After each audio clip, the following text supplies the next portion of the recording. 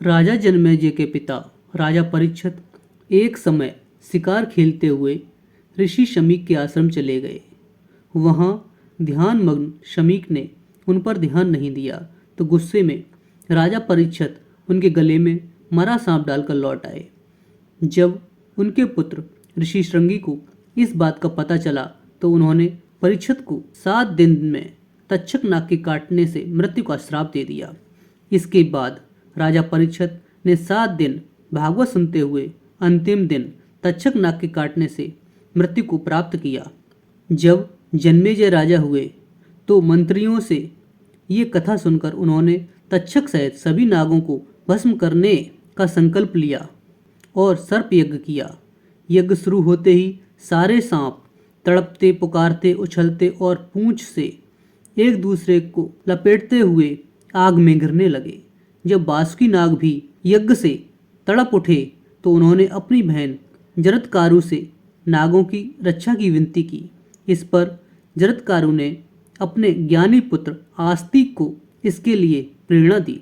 इसके बाद बालक आस्तिक ने यज्ञ स्थल पर जाकर यज्ञ के साथ यजमान, ऋत्विक, सभासद व अग्नि की स्तुति की। इससे सभी उन पर प्रसन्न हो गए। उसी समय यज्ञ की आहुतियों से तक्षक नाग भी इंद्र देव के साथ वहां प्रकट हो गए। पर जैसे ही तक्षक यज्ञ कुंड में गिरने लगे तभी आस्तिक ने उसे रास्ते में ही रोक लिया और राजा जन्मेजय से यज्ञ समाप्ति का वरदान मांग लिया। अब हम आपको सर्प यज्ञ में भस्म हुए नागों के बारे में बताते हैं। इस सर्प यज्ञ में कौन कौन नाग भस्म हो गए थे। जब महर्षियों की सभा चल रही थी तब वहाँ सौनक जी ने सूत जी से पूछा कि ऋषि आस्तिक द्वारा जन्मेजय के सर्प यज्ञ को रुकवाने जाने के बाद पहले कौन कौन से नाग उस यज्ञ कुंड की अग्नि में जलकर भस्म हो गए थे।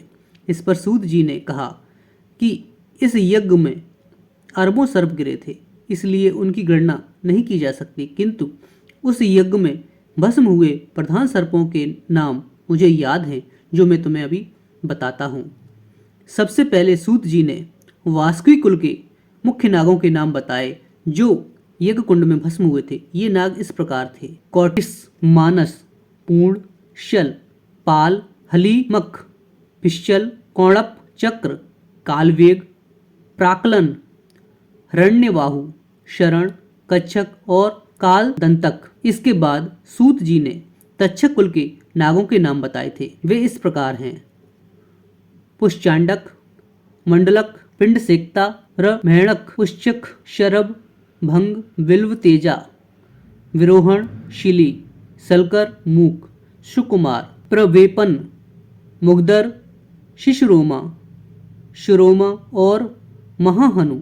आगे सूत जी ने ऐरावत कुल के नागों के नाम बताए जो जन्मेजय के सर्प यज्ञ के हवन कुंड में भस्म हो गए थे। उनके नाम इस प्रकार हैं: परावत, पारिजात, पांडर, हरिणकृश, विहंग, शरभ, मेद, प्रमोद और संहतापन। इसके बाद उन्होंने कौरव्य कुल के नागों के नाम बताए।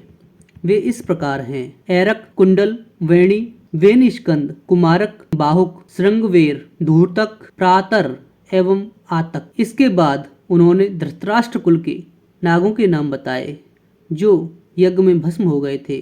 वे इस प्रकार हैं: शंकुकर्ण, पिठरक, कुठार, मुक्तेचक, पूर्णांगद, पूर्णमुख, प्रहास, शकुनी, दरी, अमाहट, कामहट, सुषेण, मानस, अव्यय, भैरव, मुंडवेदांग, पिशंग, उद्रपारक, ऋषभ, वेगवान, पिंडारक, महाहनु, रक्तांग, सर्वसारंग, समृद्ध, पटवाशक, बराहक, वीरणक, सुचित्र, चित्रवैगिक, पराशर, तरुणक, मणि, स्कंद एवं आरुणी।